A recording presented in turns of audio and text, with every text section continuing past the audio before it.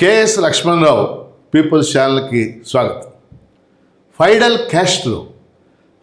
Castro పేరు వింటేనే ఒక విప్లవం, ఒక స్ఫూర్తి, ఒక చైతన్యం.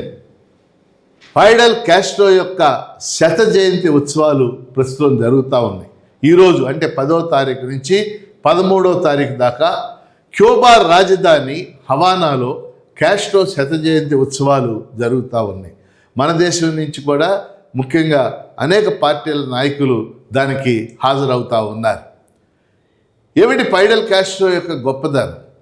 క్యూబా అమెరికాకి చాలా దగ్గరలో ఉన్న దేశం, కేవలం 90 మైళ్ళలో ఉన్న దేశం క్యూబా దేశంలో 1958లో అక్కడ ఉన్నటువంటి దోపిడీని, అక్కడ ఉన్నటువంటి పాలనను వ్యతిరేకించి ఆ దేశంలో విప్లవం రావడానికి ఫైడల్ క్యాస్ట్రో నాయకత్వం వహించాడు. ఫైడల్ క్యాస్ట్రోకి మరో విప్లవ నాయకుడు చె గువేరా ఎంతో సహాయాన్ని, సహకారాన్ని అందించారు. ఈ ఇద్దరి నాయకత్వంలో అక్కడ ఒక విప్లవ తిరుగుబాటు జరిగి అక్కడ ఒక సోషలిస్ట్ దేశంగా క్యూబా రూపుదిద్దుకుంది.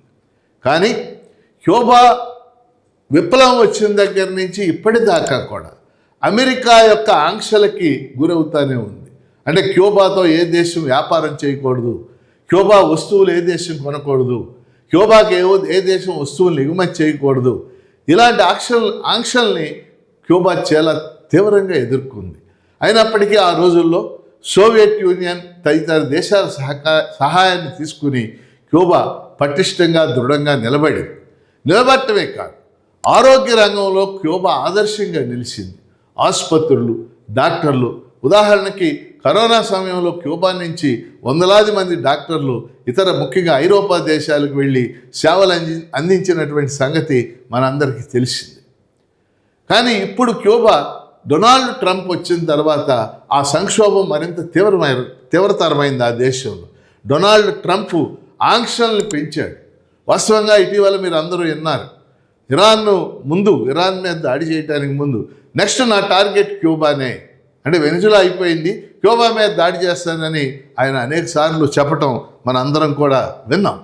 అందుకని ఇవాళ క్యూబా దేశం ఒక ఆర్థిక సంక్షోభంలో ఉంది.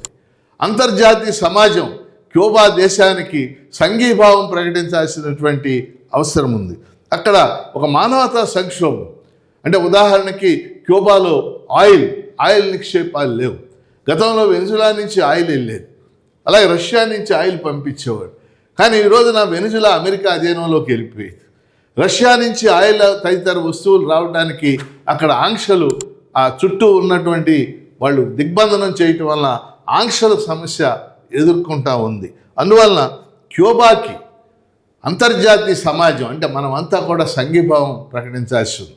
ముఖ్యంగా సిపిఎం, సిపిఐ తదితర పార్టీల నాయకులంతా కూడా ఇప్పుడు క్యూబాకి ఈ శత జయంతి ఉత్సవాలకు వెళుతూ అనేక ఔషధాలని, మందులను కూడా తమతో పాటు తీసుకెళ్తున్నటువంటి పరిస్థితి.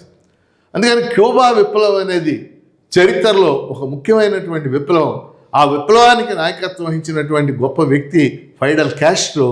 ఆయన అమెరికన్ సామ్రాజ్యవాదానికి వ్యతిరేకంగా ఇన్ని సంవత్సరాలుగా గట్టిగా నిలబడి పోరాటం చేశాడు. తర్వాత ఆయన మరణించిన తర్వాత ఇతరులు నాయకత్వ స్థానాల్లోకి వచ్చారు. ఇప్పుడు ఆయన శత జయంతి ఉత్సవాలు జరుగుతున్నాయి కాబట్టి ఈ శత జయంతి సందర్భంగా ఆయనకి సంపూర్ణంగా నివాళులు అర్పిస్తూ ఉన్నాను.